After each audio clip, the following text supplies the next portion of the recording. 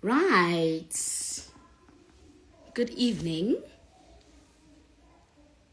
Think we are live now. We are live. Good evening. I'm just gonna wait for Carla to join. She has joined. There we go. Go.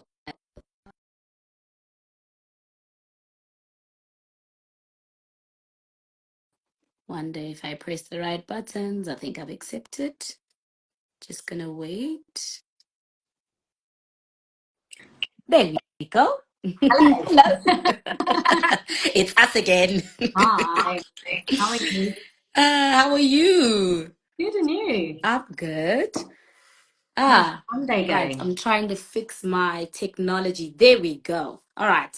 How have you been? Good, thanks. And you? What have you been Ah, up to? I've been great. I've been great. How are the legs? All right. My arms feel like they want to fall off, but my legs are good. What what have you been getting up to? Why are your arms hurting? I've just got back from aqua jogging in the pool, so Oh, yeah, my arms are a bit and sore, you've been but cycling as well. yeah, I'm now a cyclist. Yeah, Yay. yeah, yeah. It's been good. Ah, How are your legs? um, my legs are fine. Look, Good. I haven't really trained much lately. But yeah, my legs, yeah. I just need to get out and run a little bit Yeah. more. I like your Um, nails. Thank you. I mean, last time we spoke, we were talking about two oceans, right? Yes. God. Yes. But before I do that, actually, I think I want to just introduce you again. I know last time I introduced you, but I think maybe we've got new people that might not know what Carla has done, you know? So for those who don't know, Carla is an expert in ultra running, a world champion, world 50-kilometer champion, yes, three Comrades gold medals, fourth this year, two oceans, Thank fifth you. last year, and you've also got this lovely running app that, supports runners in their running journey. So that is Carla for you. Ah, thank you. But like I was saying, last time we spoke, we were talking about two oceans. Mm. So I think maybe can you tell us how did that go? Yeah, How was yeah, it was it? good. Yeah, it feels like a lifetime ago now. But yeah, it was a great day. It was really humid out there. The conditions were really tough, but what was really fun is I had a plan and I just stuck to it and tried to not let like the race kind of run away from me. Like all the girls went out really, really fast, and Yeah. it was just a case of like, okay, just trust it's going to be okay. Calm You'll, down.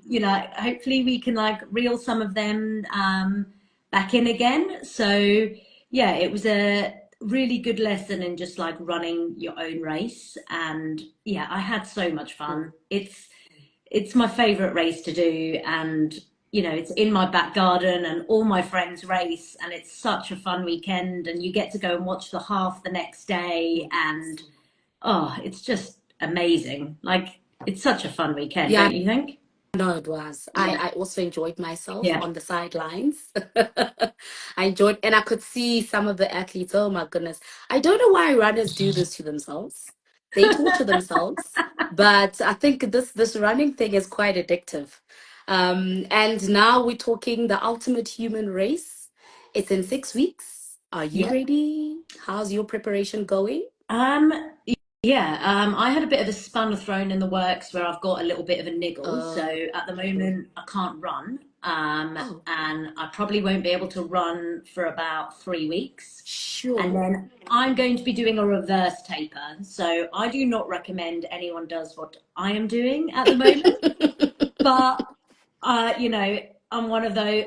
I'm just thinking. I'm like, there's what's happened, and all I can do now is everything I can to get to that start line. So I am cycling, running in the pool, doing the strength that I can do, and keeping everything crossed that I'll be all right in So you just Doing, overflows. have you done this before? Like, is it something that you've experienced whereby maybe you start experiencing that niggle and then you decide, okay, maybe let me start doing a little bit of cross training? Is it something that you've done before?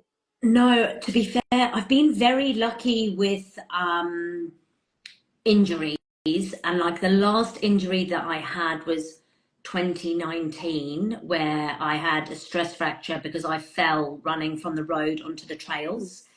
And because of that, I actually couldn't do anything lower body in the run up to Comrades. So that was the last time that I've done this. So I know that I can do it off cross training. And I know it can be done. So it's just a case of seeing what I can do and doing everything that I can. But yeah, like I'm sure I'm not the only person that Mm, has got a niggle out there in the lead up to a big race. And I think you go one of two ways. You either sulk about it and feel sorry for yourself, or you can be like, right, what are the things that I can do? And that's what I'm going to do. I've probably taken it a bit too a bit too far with thinking I'm a pro cyclist and I need to rein it back in a little bit. But it's fun. Ah, and I actually love that because I mean, I think people don't realize that, well, let me not say people don't realize, but I think with being an elite runner, I think sometimes as social runners think you guys are superheroes and you don't go through the stuff that we go through.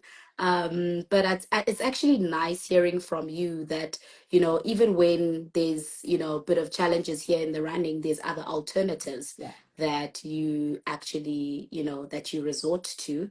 And now going into now comrades 6 weeks, Yep. what should people be doing right now? What should they be doing? What should they not be doing? Yeah.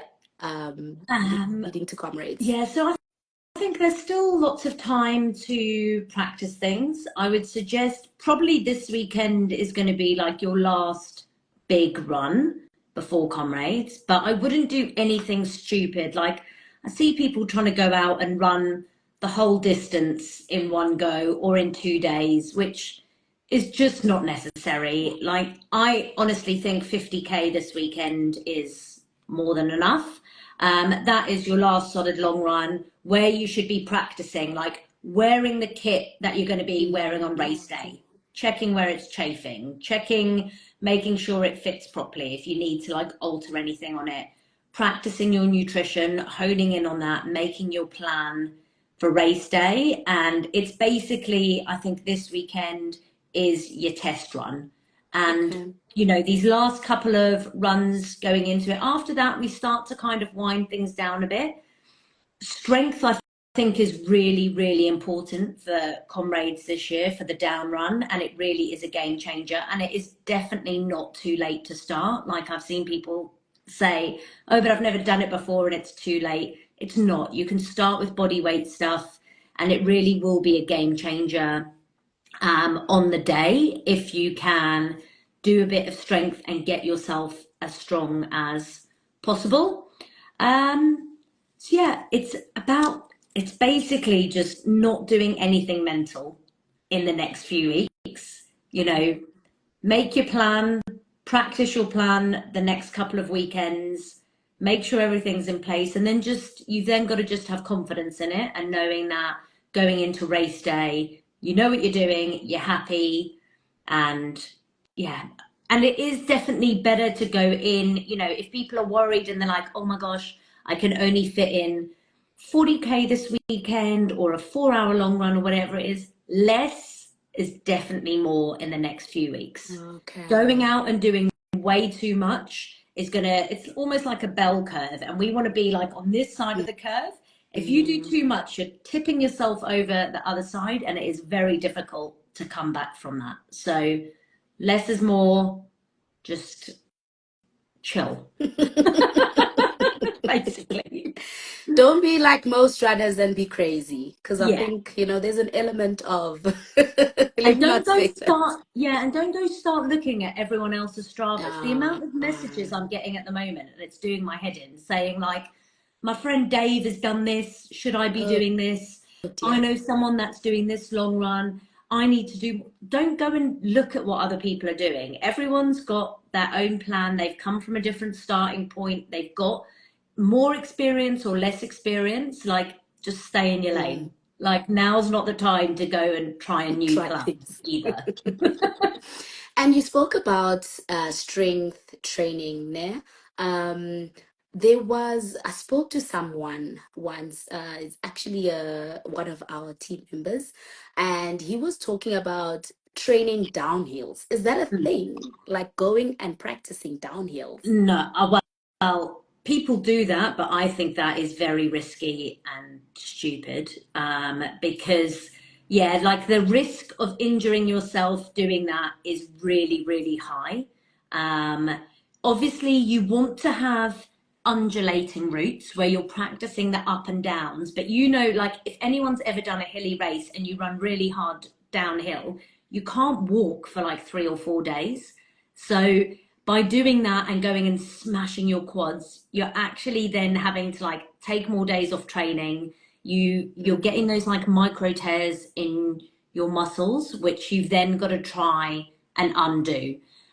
You're much better off working hard on the hills, but not pretending like you're Usain Bolt going downhill, and actually getting the strength in the gym, doing like eccentric loading, which with that we go like, say you're doing a squat, you go down really slowly and up quickly. And that Okay. going down slowly like simulates that leg hitting the road on the downhill and then coming back up. So do it in the gym where it's more controlled, and you're still going to have that benefit of conditioning your legs, but without risking an injury. Okay.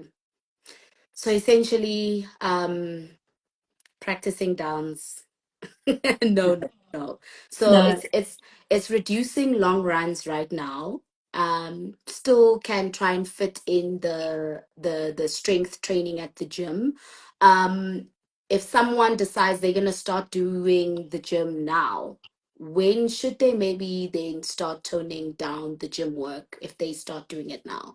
Yeah, so we normally say 10 days before your race is when Okay. you stop doing any gym. So you're pretty much fine up until 10 days.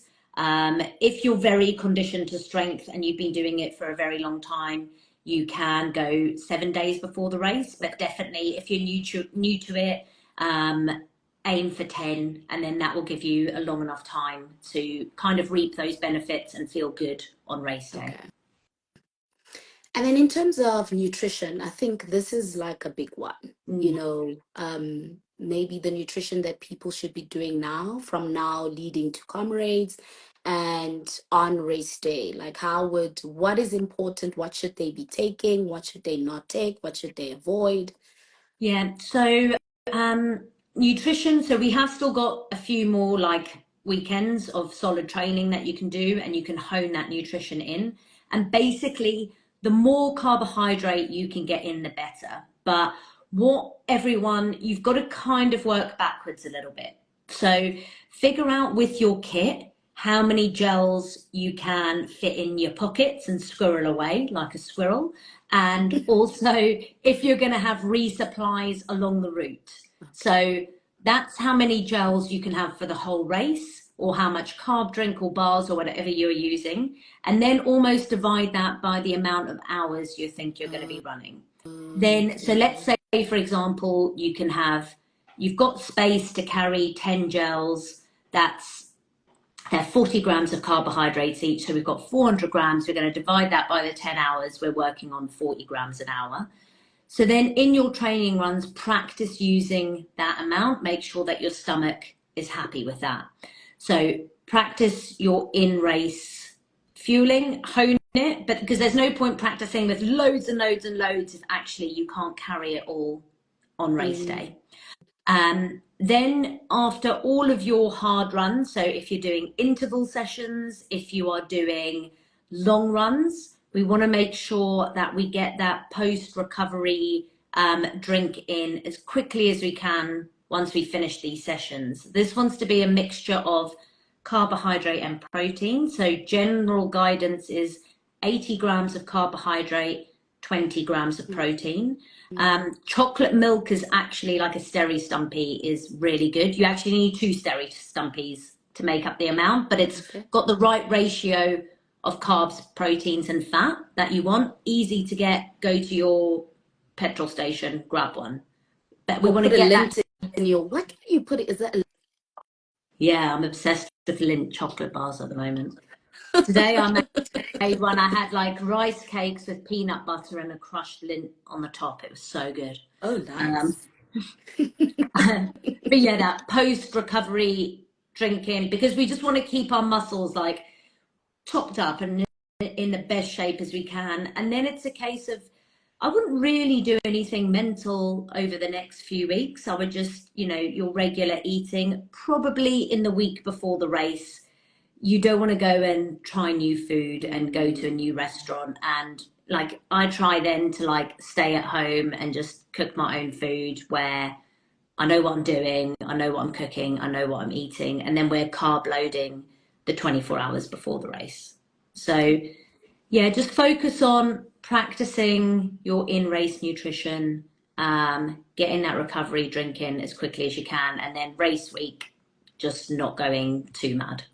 I don't know. I might put you on the spot with this one, but at Two Oceans, I saw there was like a vodka water point where someone had vodka, and I don't know if it was tequila or vodka, pouring tequila and vodka for the Yeah. athletes. And I've heard some athletes saying, no, beer is nice carb loading. What's your take with that? The alcohol and the running. Um, So yeah, I mean, sometimes people like actually non-alcoholic beers when they're doing really long runs, just Okay. because for like a race, because it can just be like a different taste. So you can sometimes get this thing called like taste fatigue, where you're just having so much gels, you want Oh, something to like reset your palate.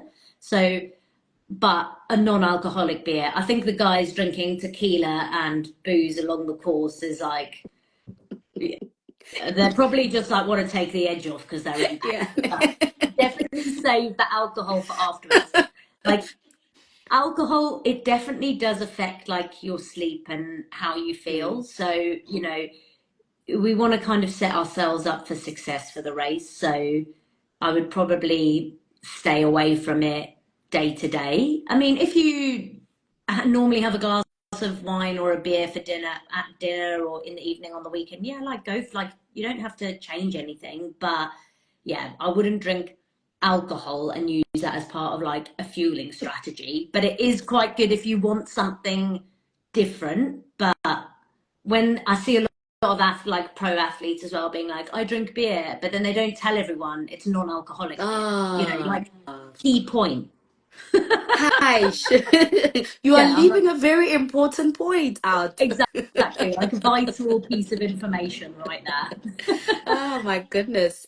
And then like you mentioned it earlier, like running kits, um like now sort of practicing with your shoes, your running kit, etc. Is this the part where you're also supposed to be getting your creams, your chafing cream and it's Yeah.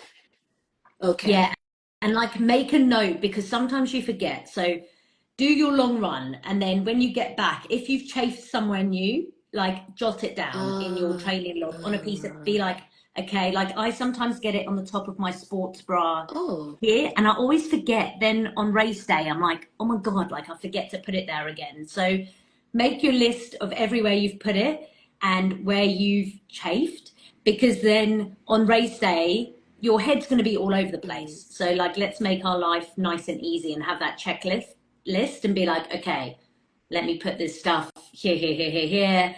Like it rubbed on my heel a little bit here. I need to put stuff on my heels. These socks were great. I didn't get any blisters. Great. Those are my race day socks. Like all those little things, just jot them down as you go through these next couple of big weeks of long runs. So you're prepared as you can be on race day. And now race day. So it's race day now.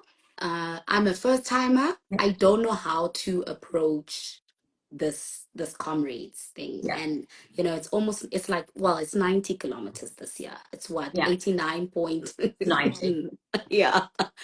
How would you advise that first timer, or someone, who's done it before but maybe didn't approach it properly last time? How would you maybe advise someone who's gonna be, running comrades? Yeah, well, firstly, like I think the down run is a bit deceptive because the first 30 kilometers less for polys where you go downhill, it's uphill. So you're like running uphill, going like, hang on a minute, like, did I miss the memo? So don't be worried if you're going uphill for the first like significant part of the race. But so yeah, our first big downhill poly shorts, go carefully down this hill. Set yourself like a time and a pace to almost not go faster than. So like for me, for example, I'd be like, do not go faster than 3:45s per kilometer down that hill. And I'll just Okay. check in just to make sure, because if you go too quickly down that hill, you're going to blow your legs up and it is going to be very, very hard. Then the next big downhill is Fields Hill, and it's, well, actually, it's like 3 hills on, but it's one that can, like, I think, make or break your race. And it is the hill that comes down the highway. So you're like running on the highway and it's nice and flowy and you can run really fast and there's almost no spectators there. So you kind of are in your own little world and you can just hammer it. Again, set your pace that you want to stick to and like check your watch going down there to make sure you're not going too crazy. Once you're at the bottom, go for it and like run as hard as you can until the finish. But holding back, I think, on those two big hills will really make a difference with your race. Because once you're at the bottom of fields, you've then got 30K to go, which is still a very long way. Mm, And if you can still run that last 30Ks, you're going to have a way more enjoyable experience than if you have to death march it in because your legs are too sore. mm. So just, you've just got to play the long game. And like you'll probably see so many people, we have it every year, they just go off so quickly and you're like, okay, cool, see you soon. See you soon. See you soon. And then like, if your head gets in like a bad place when you're running, play a game. Be like, okay, I'm going to try and find 5 people in pirates vests. I'm going to try and spot Really 4 people in interesting. a red t-shirt. I'm gonna, yeah, just like anything with your head to distract yourself. So Ah, play some random games to kind of get you through the tough part of the race. okay. I'm gonna try that at my next marathon. Yeah, my sister actually did London Marathon yesterday for the first Ah, time, and I told her to do the same, like play running bingo. So be like, okay, it's a lot easier there because a lot of people do it in fancy dress. So I was like, try and find a rhino, try and find a pink fairy, try and...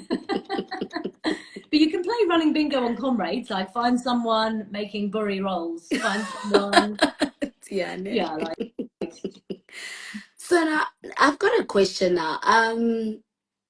So let's take someone. So what I experienced last year, I did my second marathon, but I experienced so much fatigue after that marathon.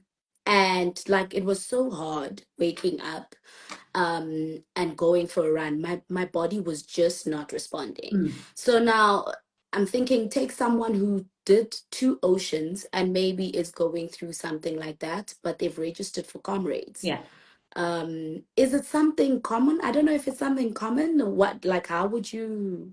Yeah, 100%. And actually, I was really tired for like 2 weeks after two oceans this Okay. year. Oh, So, so like, it's normal. yeah, yeah, 100%. And normally, I would say after a big race like a marathon or an ultra, you want to take like a month off. Not, you don't have to take that completely off running, but it's, you know, you back off, you have the rest until your body's ready to go again. You then do very easy running. The problem is with oceans and comrades, there's not that much time. Mm, So you need to give yourself those couple of easy weeks, but then we've almost got to get back into training. And I know it is really difficult, this final push.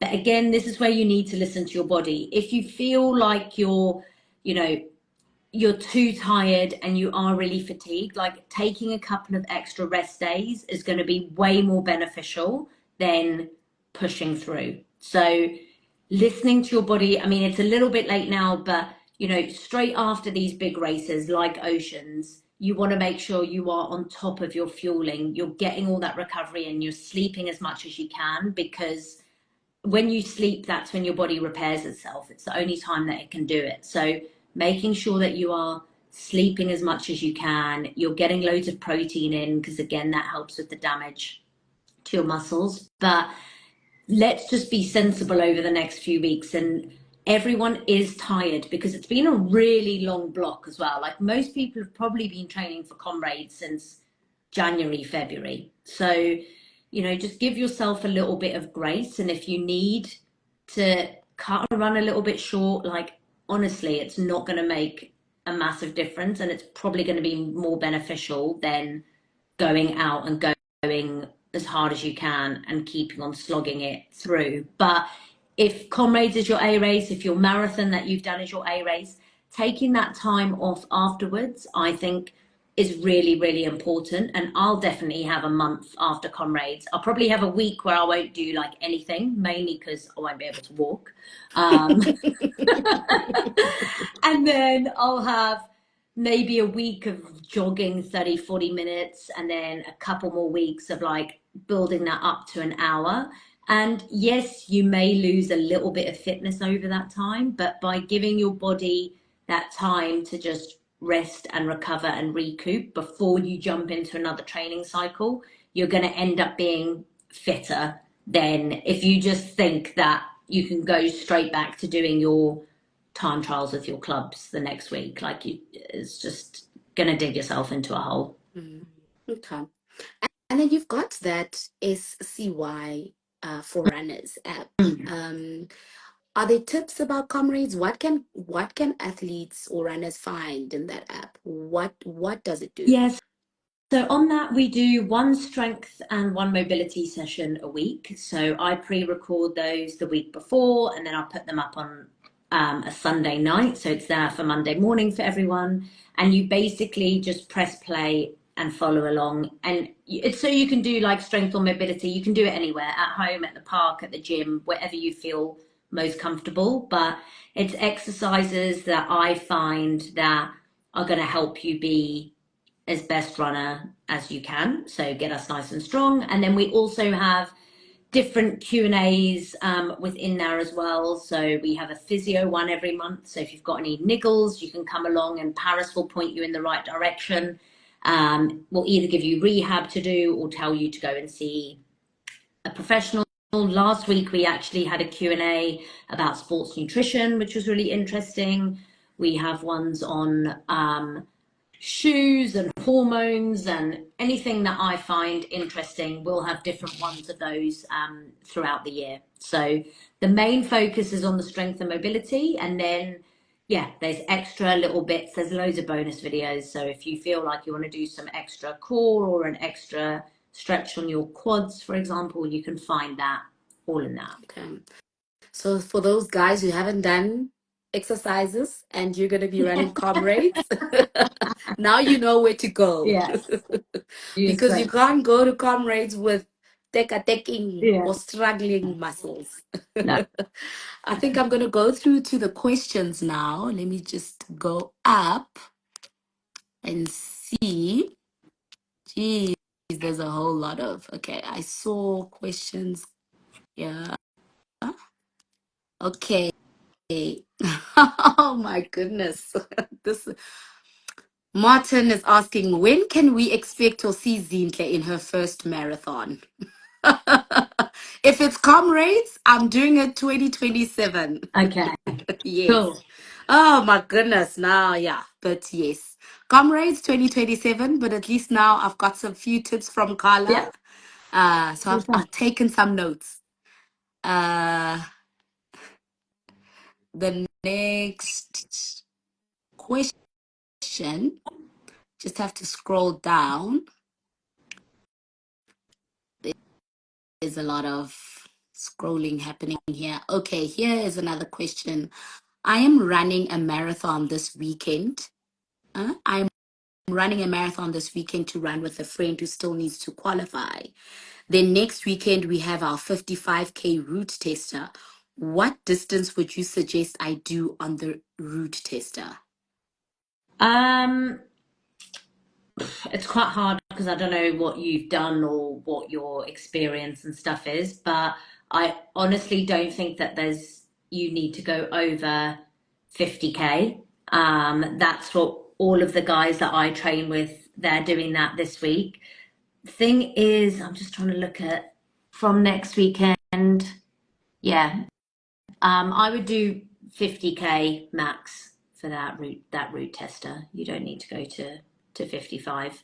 And it might seem like, oh, it's only 5 more K, but all those only 5 more Ks extra, they all add up. Yeah. All right. And then someone's asking, is SCY a monthly subscription? Yes, it is. So it's £10. I had to just pick a currency. So it's £10 a month, but you can do it on any currency and it just exchanges it on the current exchange rate. So I think at the moment it's like 220 Rand per month, and it just like auto renews every month until you can either pause it if you want a little break, you can stop it at any time, or you just keep on going. And it's called SCY for runners. If you Yeah, can't find someone. it, ping me a message and I'll send it to you. Okay. You answered the next one. What is the name of the app? It's SCY for runners. Yeah, I'll type it. And then Kutazo Kuti, when can one do their last long run? Um, it's, I mean, you're still going to do long runs like probably each weekend. Probably the longest long run you're going to do is like the 18th of May, but that probably wants to be around 3 hours. It probably doesn't need to be much longer than that. Okay. I think those are all the questions. Hmm. I guess people are ready for comrades. Good. So now someone who hasn't registered for Yeah. comrades, someone like me or Yep. another person sitting at home, they want to do it one day, hasn't done it. When should they start preparing, or when should they start preparing for comrades, and how do you tackle it? Because I mean, it's like, firstly, the race itself is taxing. Yeah. Um, and like when do you start getting your body used to the race itself is taxing, and so is the program, but you need to prepare your body for that program. Like, when Yeah. does it all start?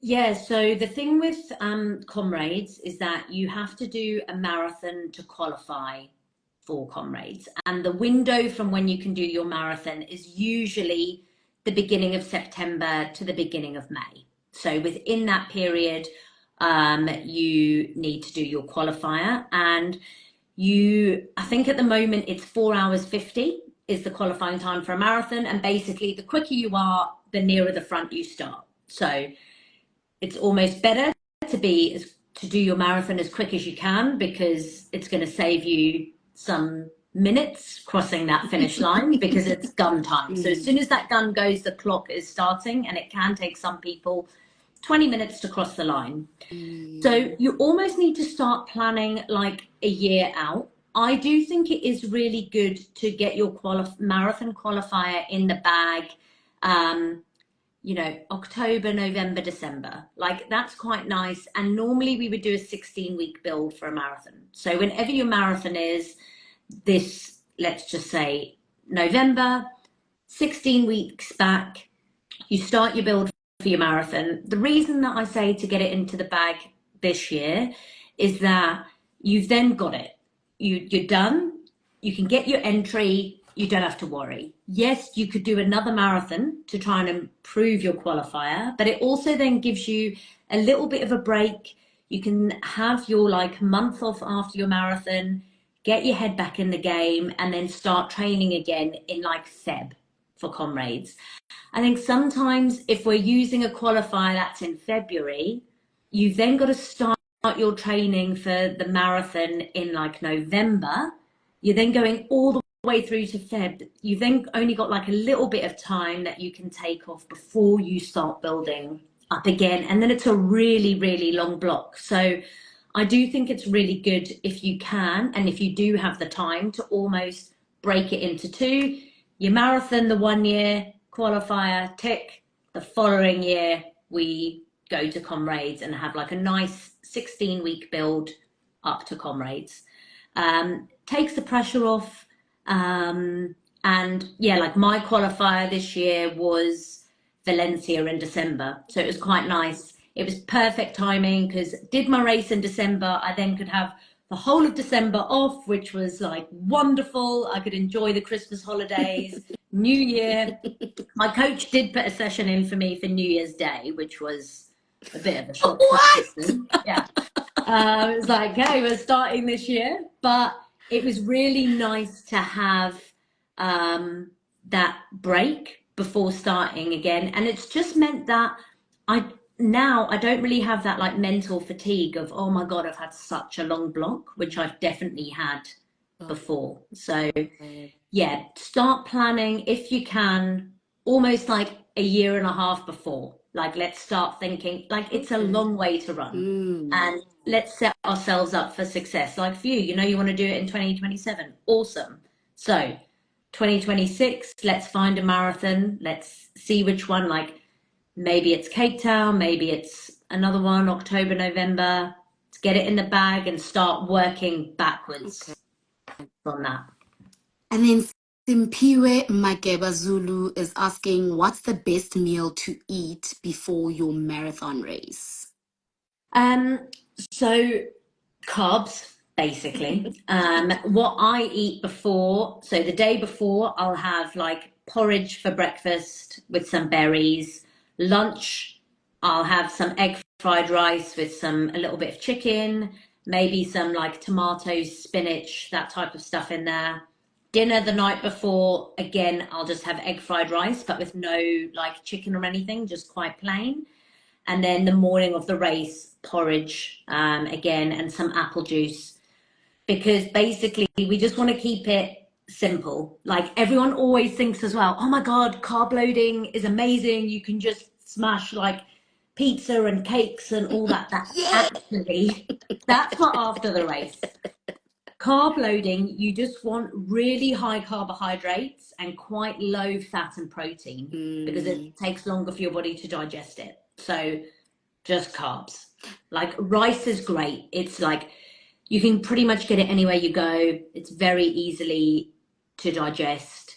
So yeah, that's pretty much my go-to. And if you're traveling and you're stressed about getting food whilst you're traveling, you can get those rice bags, that you can chuck in a microwave that are Oh, pre-cooked. You can get them at like Checkers and Woolies, and so it's super easy. You can just grab a couple of those to eat the night before if you're worried about finding food if you're traveling to a race. okay. And what are like examples of good carbs? Because like you mentioned, some people think, yeah, I can have pizza, I can have all these Yeah. burgers and Yeah, so the day before you just want simple carbohydrates. Like I do think rice is the best, pasta's great, um, potatoes, pap, things like that are, but just keep it like you just want to keep it simple. okay. Yeah. All right. And then not just Milan's asking, I know Carla loves cake, but what's another post-race treat that you love? Oh, I love a burger after a race. It's Oh, so because it's like nice. salty and like where you've just been eating like carbs. It's like so nice where it's like salty and greasy, and that's what I had after Two Oceans Mm, this year, and it was so good. And one of my friends was like, "No, I don't feel like a burger," and I was like, "Trust me, I've like scouted this burger." And then we went and had it, and she was like, "Oh my God, it was amazing." I was like, "Told you." yeah. Oh, and then someone, unbockable Tenji, can you sponsor me? That's more of a statement. And then Janet Jacobs, for starter on 10 kilometers, when do you know to move to 8:21 and 42? Yeah. Okay. I think it is nice to kind of move gradually between the distances. And to be honest, you don't really know if you're ready. Like, you've just got to do the training. But there's loads of training programs out there. Like, once you've done your first 10, that you can then build upon that to do a 21, then to do a marathon. And I do think it is good to go through those. I have seen people that jump from a 5K to an ultra, which can be done, but you're making your life very difficult for yourself. Yeah. So yeah, just build it up, and yeah, you've almost got to test it out a little bit because you are going into the unknown. And within your training, you never go up to that full distance that you race at. So just have a little bit of confidence that you can get that and you will be fine on race in the race. All right. And then Melissa, one of the double troubles. I'm kidding. How do you treat pre-race? Do you take any Imodiums, etc. for comrades? No, I don't take anything. Like, your body, I know it can be like quite stressful with going to the loo and all that type of stuff pre-race. But no, you get nervous. It's part of it. And I think it's almost like, yeah, you just got to embrace it. Some people do take Imodium, like I know friends that take it and it works for them. But again, yeah, I like to, you're putting so much stuff into your body anyway that day with like gels and water and electrolytes. I try and keep everything else as simple as I can. Okay. Oh, and then she also mentions at the bottom, treat pre-race nerves. Yeah, like, you should be nervous going into a race because you've put in a lot of work to get to that start line, and I love that feeling of being nervous because I'm like, it's the culmination of like all the training and the hard work that you've done. But I think it's excited nerves. So, like, almost turn it around a little bit and be like, yes, like, this nervous feeling is really cool because I'm going to get to like show off everything that I've done and see what my body can do. So don't be scared about it. Like, embrace it, and that adrenaline definitely helps you race better. So, and as soon as that gun goes and you've started running, those nerves Mm, disappear. mm. So, like, harness it a little bit and enjoy it. Okay. And then, oh mama, we're boys. Off topic. She says, off topic, you ladies are beautiful. Thank you. And then Komoto is asking, what is the best way to deal with painful leg muscles? Oh, depends what it is, to be honest. If your legs are just sore from training and running hard, then either doing a little bit of self massage, whether that is rolling on a tennis ball, on a foam roller, doing some mobility and stretching. Salt baths can be really good as well. So those are some like home remedies that you could do. You could go and actually get a sports massage and get someone to get in there and stretch everything out, which, if you've done a lot of training and you've got a big race, I do think it is beneficial getting a massage, like a couple of those before your race day. If you feel like it is an injury or a niggle, then just go and see a physio as soon as you can. Because it's one of those things, you just need to get a diagnosis. If you know what it is, you can then deal with it. There's so much speculation that you can do and Googling, and often you go down a rabbit hole of digging yourself into a hole. So if you do feel like it's a niggle and it doesn't feel quite right and it's not settling with like your stretching and mobility, just go and get it checked out, because then the physio will give you the exercises that you can do to fix it, and you'll be back on the road sooner. Right? And then I think it's Jean Marie. I'm not sure what they were trying to say, but it says, "Do you need to feel more as you are?" I'm assuming they're asking, do you need to feel more as you approach comrades? Yeah, like, fueling for ultras and marathons and all these things that we're doing at the moment is like so important. We are putting our bodies under a lot of stress, and the only way that your bodies are going to recover and be able to do the work that you are asking of them is if you are fueling properly. So now is not the time to like think, oh, I need to get to a racing weight and I'm going to cut out Oh, no. some fueling, and not clever. Like, do that in the off season with the guide of a sports nutritionist. Now, yeah, fuel the machine, good carbs to help you run, and really good proteins to help your body repair, and fats for all like your hormone production and to help with cortisol levels and those stress hormones. We need those fats too. So balance. All right. And then Madi Mecha Dikale, hello, Malome. I just had to do that, sorry. When is the right time to stop training hill before comrades? I mean, you probably still do hills and long runs up until like the week before, but like undulating routes if you've got them.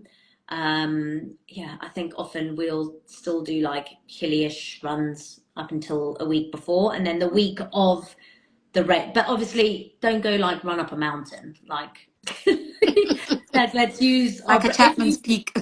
yeah, like that's Uh, not quite necessary, but you know, if you've got an undulating route, yeah, you can stick to an undulating route. I would say if you normally run trails, and I definitely do normally run trails when I'm running, but the week of a race, I will stop running on the trails and just run on the road, because you often end up doing something silly in race week. So race week, let's just keep those runs like nice and flat and easy and not do anything mental. and what's kind of the mileage more or less for that week? Oh, little. You're basically just turning over your legs. So what they say with tapering is that we normally reduce the volume between anything to from 50% to 70%. It depends. Some people Okay. like a big taper, some people don't. So if you normally do 100 Ks, you might drop that down to 50K.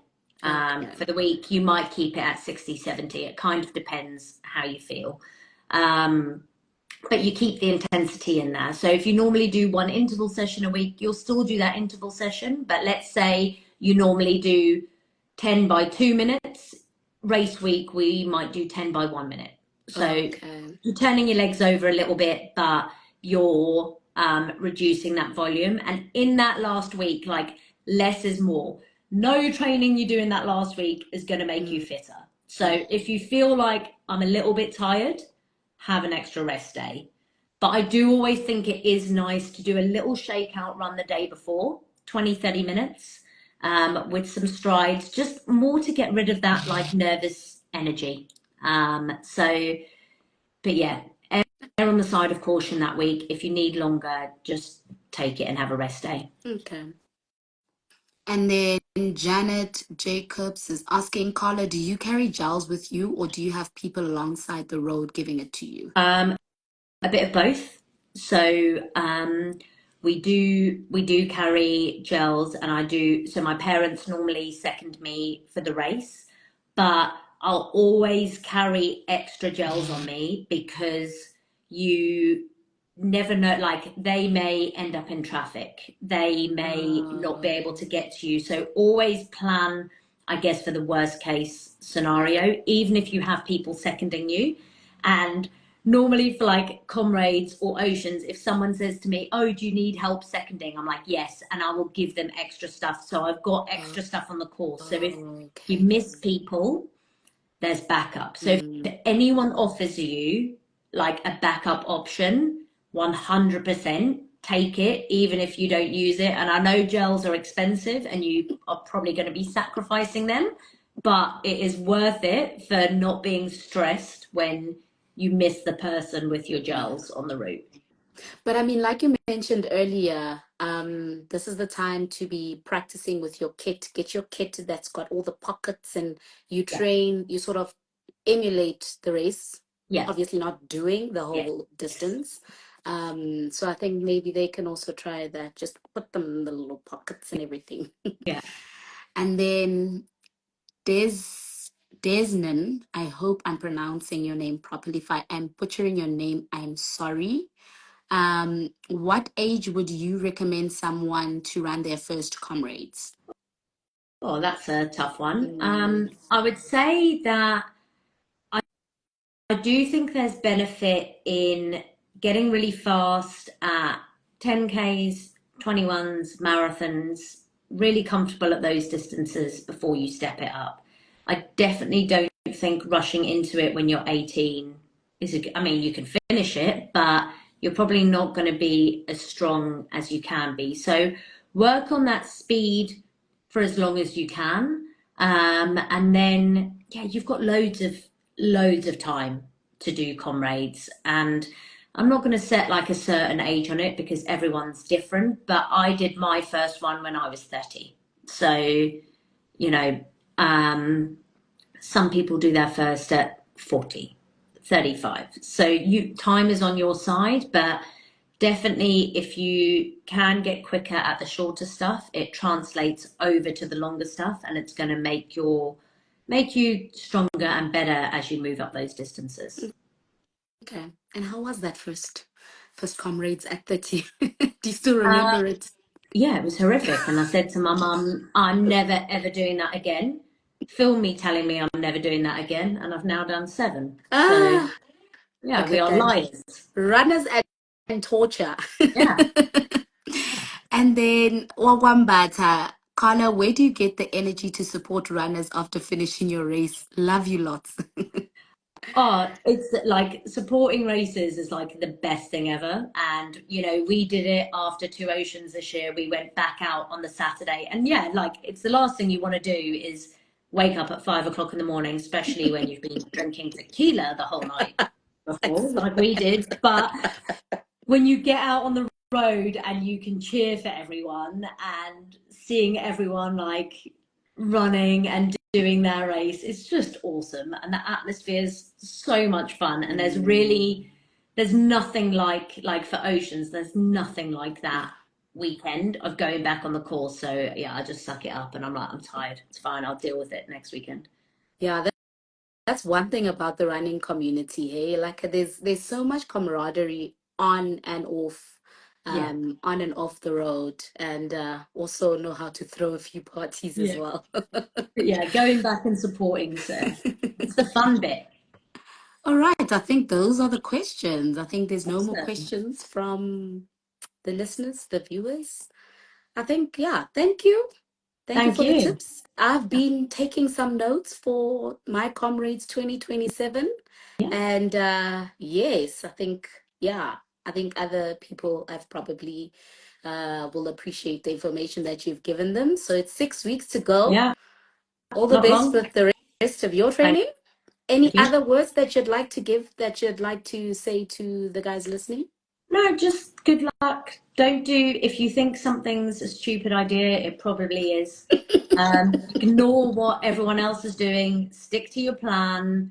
Just practice and just like chill out. Like it's fun. Like no one's making us do these things. We do it because it's fun Mm, and it is hard. Like it is a really hard race. It is a really long way, but when you cross that finish line and say you're never going to do it again, trust me, 10 minutes later, you would have changed your mind and it's going to be the best thing you've ever done. So just, yeah, look forward to that finish line because, yeah, it's special. Like any finish line. all right. All right, thank you. There's some Thank you comments so much. here. Oh, Milan, 2027, we won't forget Zintle. Seradina, my first comrades, best wishes. Carla, oh, good luck, Good luck. Seradina. You're going to smash it. And then my brother, oh my goodness. Zintle, I hope you're also running. It would be really nice to see you on the road. Thanks. Yes, one day. 2027, I'm Yeah, doing sure. comrades. It's been noted. All right. All Cool. right. Thank Thanks you, so Carla. And much. thank you to everybody that tuned in. And We'll see you I'll, at the next one. yeah, see you at the next one. All right. Bye. Cheers.